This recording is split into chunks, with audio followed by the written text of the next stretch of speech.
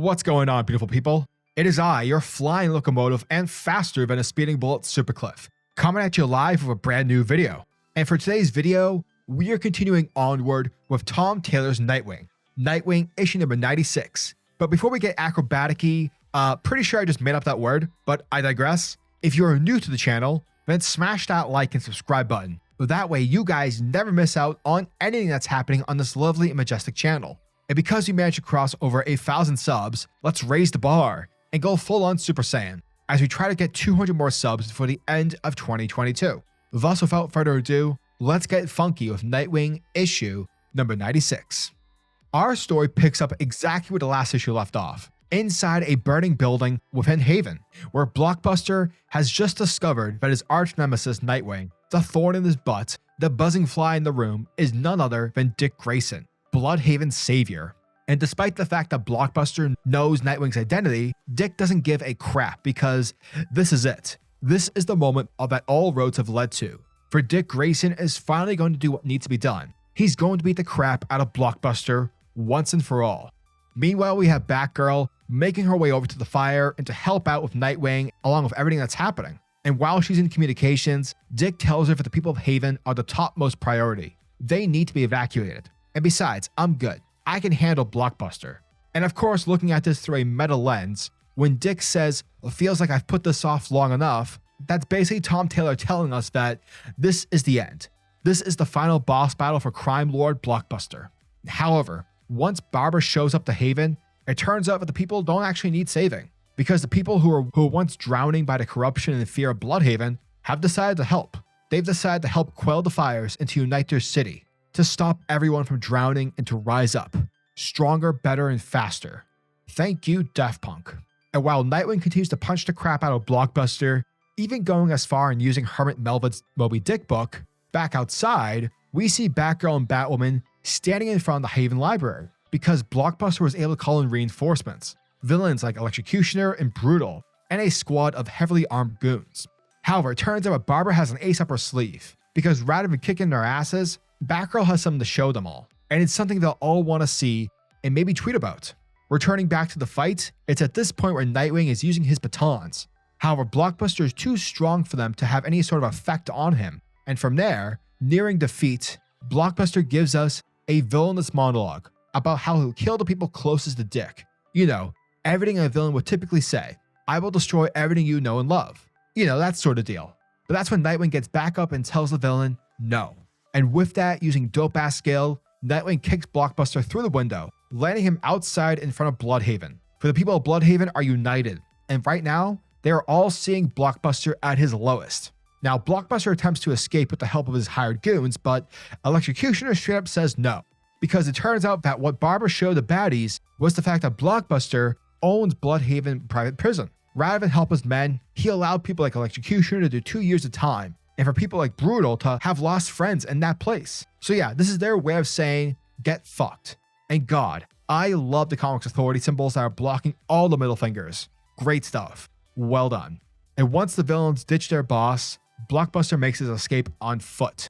Now, following this glorious victory and the pantsing of Blockbuster, Barbara checks in on Dick, and despite the fact that they ruined Blockbuster's reputation and status and have saved Bludhaven from ruin, Dick is sad. He's upset that Blockbuster knows his identity, which means that no one will be safe around him. More specifically, Barbara and Dick won't be safe. And because of that, they can no longer be together. But straight up, Barbara starts laughing and tells Dick to just shut up, because here's the thing, Mr. Dick Grayson. We live in a world where Darkseid can just randomly drop down from the sky. A world where Kite Man can randomly just start a crime spree. Legit, we live in a crazy world where the worst and the craziest of things happen. And because we are superheroes, we're always going to be living in a dangerous life. And so if a storm is coming for Dick Grayson, then let's face it together. And I'll be the one who brings the umbrella. You know, just because you're a hero, Dick, it doesn't mean that you can't be happy. You don't have to be like Batman. And with Dick admitting that this is the happiest that he's ever been, the two share a romantic kiss. Aw. Meanwhile, we pick out with Blockbuster running away through an alley as fast as he can. But he's immediately stopped by what seems to be a Caped Crusader. But it turns out that it's Heartless, to which makes Blockbuster shocked out of his mind, considering the fact that he threw him out of a window a few issues back. But nonetheless, Heartless survived and he's back, telling Blockbuster that the only thing you've ever cared about was Bludhaven, and now the city hates you. It's turned on you. Therefore, you are nothing, and now your time is up. And with that, he takes out his heart-stealing machine, and within a matter of seconds, Heartless takes Blockbuster's heart, thus killing the big bad guy. And now that he owns Blockbuster's corrupt heart, he will now use it to his own will, because with Blockbuster dead, Bludhaven now belongs to Heartless. And that, folks, was the end of Nightwing, issue number 96. And thank you guys for checking out my video, as it truly means the world to me. This issue was amazing. Every page and panel elevated by hype vessels times 3,000. Again, Tom Taylor, as I've said multiple times before, knows these characters inside and out. He knows and appreciates the value of Dick Grayson. He treats Dick Grayson as the fourth pillar of the DC Universe, and I couldn't agree more. I also love the subtle meta takes that occur, especially the part where Dick is like, "Sorry, Barbara, but with Blockbuster knowing my secret identity, we can't be together." To which he basically starts laughing and just tells him to shut up. Tom Taylor understands what comic book fans think of cliche moments like that. He isn't making fun of it because that's basically the character of Peter Parker and Batman, but here with Taylor saying no, he's conveying the message that mentally, this isn't Dick Grayson. Dick Grayson wouldn't shun others in fear of something dangerous happening to them.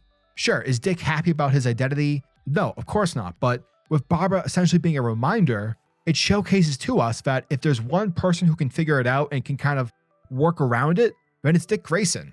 Because Dick Grayson embodies the symbol of hope. And if something doesn't go to plan, then we work around it with hopes of making it better. Also, Blockbuster's dead. What's that saying from Halo 3? We trade one villain for another. Yeah, that's basically what happens here. It's always great when the plot moves along. And again, I am intrigued about this Heartless character. Like, who is he? Is he a brand new character, or is he an old, callback character from New Earth? And the art by Bruno Rodano is fantastic. It's fun, and it's very creative with its paneling.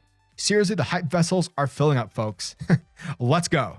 But yeah, as always, I'm a majestic sayer where it's SuperCliff, and if you guys are new to the channel, then do me a solid by smashing that like and subscribe button, and also the notification bell so that you'll never miss out on an upload, and so that you'll always be kept up to date with your favorite top tier comics happening in the comic book world. Now tell me, what are your thoughts and opinions on this issue? Are you guys excited for issue number 97? Let me know down in the comment section below. And until the next video, peace. Giggity goo.